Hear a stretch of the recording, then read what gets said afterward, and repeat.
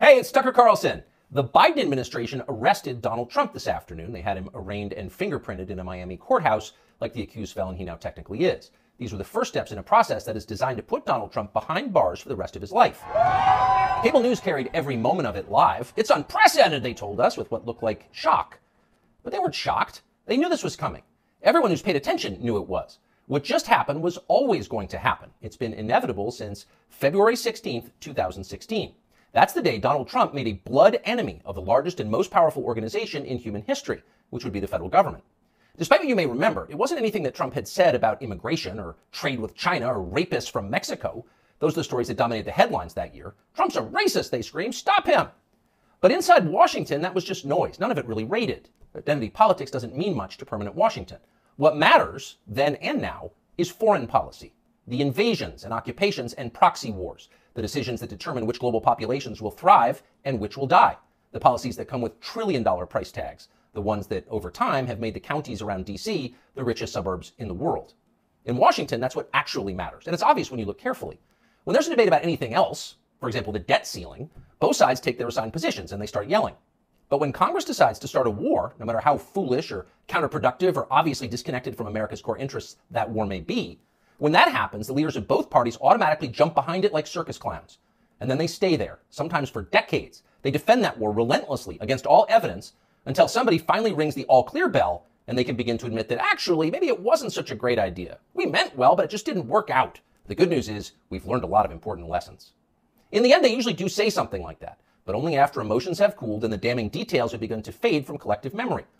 It's an apology that's not actually an apology, much less repentance, and it's years too late to matter in any case. But until then, that's all you're getting. Until then, no dissent is allowed. That's the first rule of Washington. But somehow Trump didn't bother to follow it. He is from out of town, so maybe he didn't know it was a rule, or maybe he just didn't care. Either way, 7.5 years later, we can point to the precise moment that permanent Washington decided to send Donald Trump to prison. Here it is. It's from the Republican candidates debate in Greenville, South Carolina. We should have never been in Iraq. We have destabilized the Middle East. They lied. They said there were weapons of mass destruction. There were none, and they knew there were none. There were no weapons of mass destruction. All right, go. We should never have been in Iraq, Trump said. We destabilized the Middle East. Now, by the time Trump said that, a lot of Republican primary voters were starting to reach the same conclusion. How could they not? But it was the next line that doomed Trump to today's arrest. They lied, he said. There were no weapons of mass destruction, and they knew there were none. Now, when he said that, a few in the crowd booed. Most just sat there in silence, stunned. Can he say that? Well, he said it anyway. And by saying that, he sealed his fate. That was the one thing you were not allowed to say, because it implicated too many people on both sides, which on this topic is really just one side. Hillary Clinton was guilty of it, but so was Paul Ryan. All of them were guilty. They all knew, they all lied. And to a person, they hated Donald Trump for exposing them. After that, it was pretty clear that even if he did get elected president, Trump was going to have a very hard time controlling the federal government he was supposed to be in charge of. Most of permanent Washington decided that thwarting Trump was the single most important mission in their lives. Everything depended on it. Many of them said so publicly. But others didn't say so publicly. In fact, the stealthier ones took another path. They ran toward Trump, not away from him. They sucked up to him. They ingratiated themselves with the man they intuitively understood was susceptible to flattery, which Trump is. And they did this in order to subvert his new administration from the inside. There were a number of these, and you could spot them immediately. They were flatterers. Invariably, the ones who flattered Trump the most hated him the most and disagreed the most strongly with his views. We saw them in the hallways of the White House and at press conferences. They were there slobbering over their boss with elaborate self-abasement, as if they were addressing a monarch or a god. It was a scene from the Ottoman court. It was filthy and decadent, and it was false.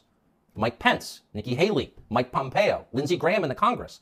They all called Trump a visionary genius up until the moment he lost power. And then they unsheathed their real agenda, as always the neocon war agenda, and they piled on with maximum force.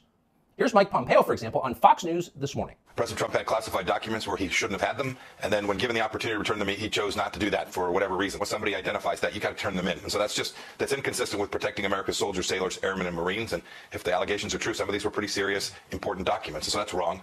May future historians hoping to unlock the mysteries of late Empire Washington study that clip, because it will reveal everything.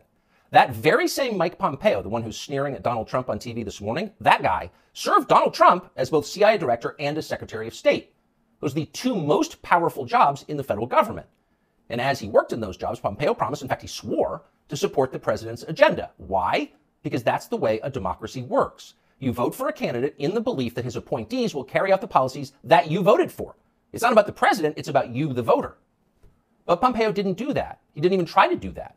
In fact, he undermined Trump's often stated commitment to peace and non-intervention abroad at every turn. His every waking hour was devoted to fomenting war in some faraway foreign country or other. Iran, Syria, Russia, North Korea, the list goes on.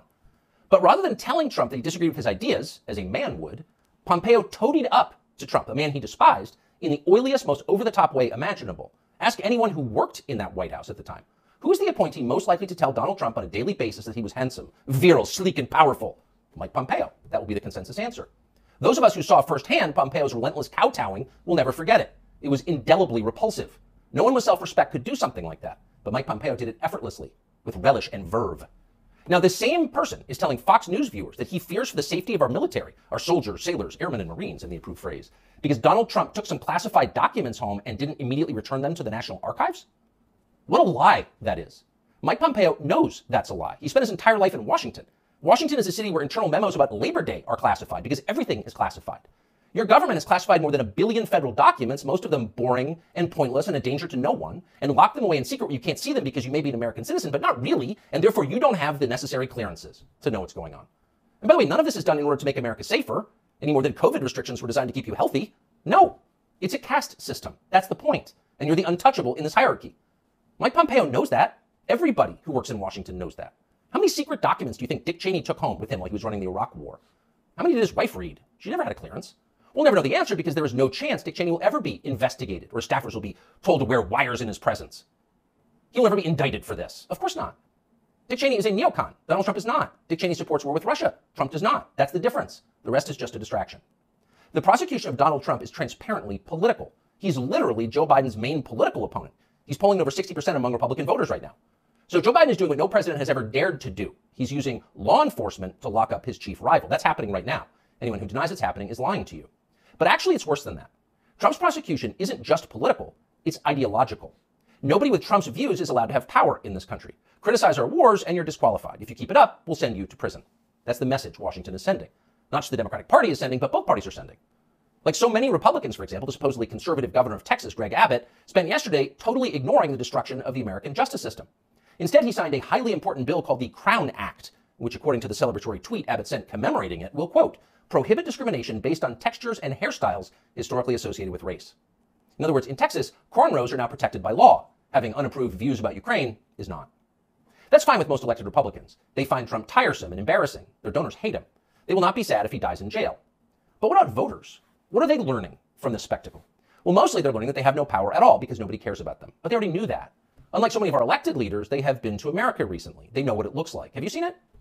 If you've got a few days this summer, find out. Take a road trip and see for yourself. Drive 500 miles in any direction and then come home. How are things looking? Well, they should look great. The federal government spent $6.5 trillion last year. That's more than any government has ever spent, ever. So at the very least, you would expect pristine public roads. Oh, no. That's not what you see when you drive around this country. There are potholes and Jersey barriers everywhere. Looks like Tegucigalpa before the Chinese decided to rebuild the infrastructure of Honduras. We don't have China buying our roads. So they're falling apart. You'd think the people you would pass on your road trip would look happy and prosperous. Again, this is a very rich country. But a lot of them don't. Quite a few appear to be strung out on drugs. You see them shuffling by shuttered storefronts in small towns. And you wonder, as you see all of this, where did all the money go? It's certainly not here. Well, it's in Washington. It's in Fairfax and Loudoun counties, and in leafy, perfectly manicured Northwest D.C. And of course, a huge chunk of it went to Ukraine, to Zelensky and his friends. Not because you voted for that. You didn't vote to give it to them. You never would. But because Joe Biden and his many allies, from Chuck Schumer to Mitch McConnell to Paul Ryan, and every single news anchor on all of television, all of them believe that Ukraine, its borders, its future, its infrastructure are all more important than the town that you live in. They sincerely think that, and it's obvious. Everyone in power thinks that, except for Donald Trump. Whatever else you say about him, Trump is the one guy with an actual shot at becoming president who dissents from Washington's long-standing pointless war agenda. And for that one fact, they're trying to take Trump out before you can vote for him. And that should upset you more than anything that's happened in American politics in your lifetime.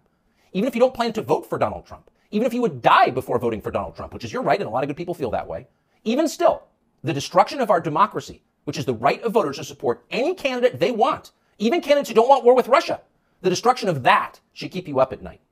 Yes, Donald Trump is a flawed man, but his sins are minor compared to those of his persecutors. In this life, we don't get to choose our martyrs. We can only choose our principles, and America's are at stake.